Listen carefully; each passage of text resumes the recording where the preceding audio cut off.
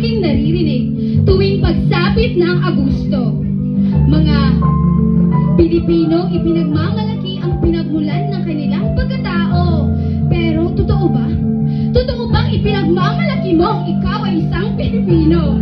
O sinasabi mo lang yan dahil ito ang gusto? Ngayong Agosto, dapat na tayong matuto at huwag ka na masyadong magbaloko. Mga post mo sa social media, sinasabi mo, Pilipino ako, Pilipino tayo. Pero, sino nga ba ang iyong niloloko?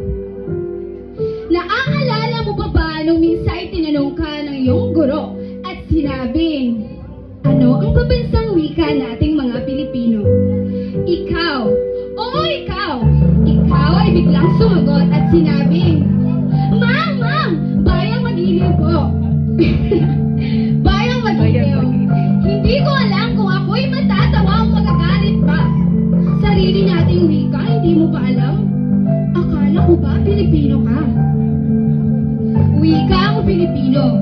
Wika na nagmula sa ating sariling bansa. Wika ng Pilipinas na bansang ating sinilangan. Ngunit bakit tila ngayon ay atin nang kinakalimutan at sa halip ay wikang kultura at banyaga ang ating tinutunghayan? Ano pa ang sipi sa winika ni Rizal na ang kabataan ang pag-asa ng ating bayan kung mismong mga kabataan di mapanindigan at magawang pag-aralan? Sarangheyo, anyong, 143, mga salitang dayuhan na bukang bibig ngayon ng mga kabataan na tila kinakalimutan na ang wikang kanilang pinagmulan. Ano pang silbi sa pagbuwis ni Rizal ng kanyang buhay kung wika'y unti-unti naman nating pinapatay at ang wikang kanyang pinaglaban ngayon ay unti-unti na nating kinakalimutan? Salungkwet, agang-agang, balintataw. Halimbawa ng mga salitang sa tingin ko ay hindi na alam ang tunay nitong kahulugan. E di wow! Alat na! Magsalang at sakalam.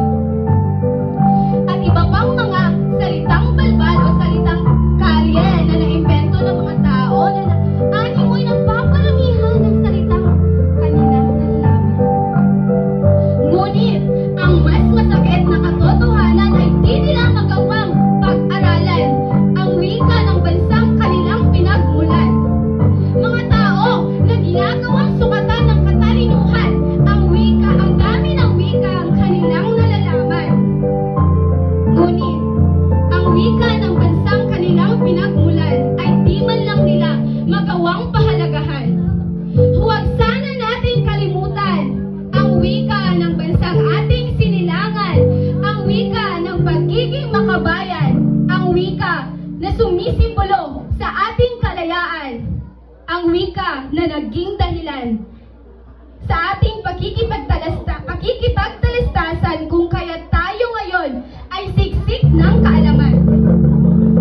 Wika ang Pilipino, bayan ko. Wika ang Pilipino, yaman ang bansa ko. Taas noo sa buong mundo,